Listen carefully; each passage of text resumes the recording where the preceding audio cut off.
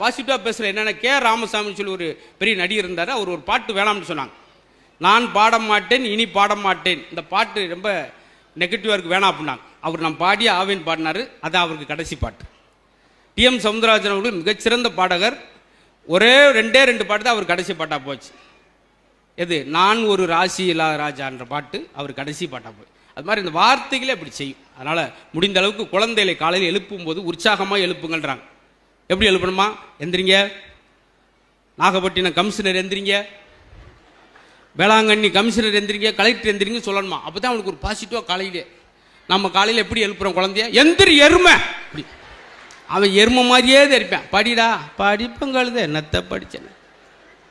வெளிநாட்டில் பாருங்க, Thomas Alva Edison வந்து 1200 கண்டுபிடிப்பை கண்டுபிடிச்சிருக்காரு. எப்படி தெரியுமா? இந்த விஷயத்தை சொல்லிட்டு முடிக்கிறேன். ஸ்கூலில் சேர்த்து வராங்க எடிசனுடைய அம்மா. ஸ்கூல் வாத்தியார் பார்க்குறாரு. ஒரு வாரம் கழித்து ஒரு பேப்பரில் அந்த எடிசன் எழுதி கொடுக்குறாரு. அதை அவங்க அம்மா வீட்டில் வாங்கி பார்க்குறாங்க. அம்மா என்னம்மா சார் எழுதியிருக்காங்கன்னு கேட்குறா எடிசன். அதில் என்ன எழுதியிருக்கு தெரியுமா? இந்த பையன் மூளை வளர்ச்சி இல்லாதவன், முட்டாள், இவனுக்கு எதுவுமே சொல்லிக் கொடுக்க முடியாது, சொல்லிக் கொடுத்தாலும் புரியாதுன்னு எழுதி கொடுத்துருக்கான். இதை போய் அவன்கிட்ட சொல்ல முடியுமா? டேய் நீ பெரிய அறிவாளியாம்டா, உனக்கு சொல்லித்தரதுக்கு வாத்தியாருக்கே அறிவுலையா, என்னம்மா சொல்கிறீங்க அப்படின்னு அந்த பேப்பர் மடித்து புக்கில் வச்சுட்டு அம்மாவே தன்னுடைய எடிசனுக்கு சொல்லிக் கொடுக்குறாங்க. ஒரு குறிப்பிட்ட காலத்தில் அம்மாலாம் இறந்த பின்னாடி நிறையா கண்டுபிடிச்சிட்டாரு. இந்த லைட்டு கண்டுபிடிச்சது, சினிமா கண்டுபிடிச்சது எல்லாம் அவர் தான். இத்தனை கண்டுபிடிப்புகள் கண்டுபிடிச்சா கூட அந்த வீடு ஷிஃப்ட் பண்ணுறப்ப அந்த பேப்பர், அந்த புத்தகத்துக்குள்ள அந்த பேப்பர் எடுத்து பார்க்குறாரு எடிசன். எதற்கும் லாயக்கற்றவன் இவன் ஒரு முட்டாள், இவனுக்கு சொல்லிக் கொடுக்க முடியாது. அதை பார்க்குறான். இவ்வளோ நெகட்டிவான விஷயத்தை அம்மா எவ்வளோ பாசிட்டிவாக சொல்லி கொடுத்து இன்றைக்கி இவ்வளோ கொண்டு வந்திருக்காங்களே. நம்மளால் வந்து என்ன செய்வோம்? வாத்தியார் சொன்ன மாதிரியே இருக்க வரும்.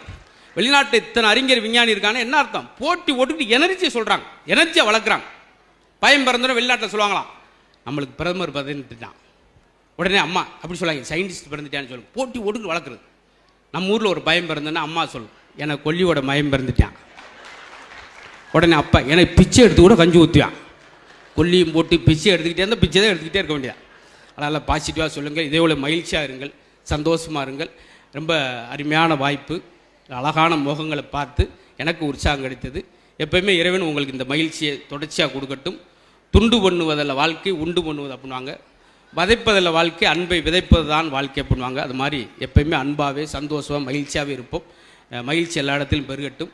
ஏற்கனவே சொன்ன மாதிரி தான், பிறந்தோடனே தாயை அள வைக்கிறோம், இறந்த முன்னாடி சொந்தங்கள்லாம் அள வைக்கிறோம், இருக்கும்போதாவது மற்றவர்கள் மகிழ்விப்போன்ற நோக்கத்தில் தான் இன்றைக்கி நம்ம மாவட்ட ஆட்சியர் அவர்கள் இப்படி ஒரு ஏற்பாடு. பிறக்கும்போது தாயை அள வைத்து பிறக்க வேண்டும் ஒரு குழந்தை, இறக்கும்போது ஊரவே அள வைத்து இறக்க வேண்டும். ஐயோ போயிட்டானேன்னு சொல்லி அந்த மாதிரி எல்லாருக்கும் மகிழ்ச்சியான ஆண்டாக அமையட்டும். இதே மாதிரி புத்தகத்தில் ஒவ்வொரு ஆண்டும் நல்ல அறிவுஜீவிகளாக வளர்வதற்கு பெரிய பேச்சாளர் வந்து அந்த பேச்செல்லாம் கேட்டு அறிவுஜீவிகளாக நாகை மாவட்டம் விளங்கணும். அதற்கு என்னுடைய அன்பான நன்றியும் அன்பையும் சொல்லி உங்கள் அன்போடு விடைபெறுகிறேன்.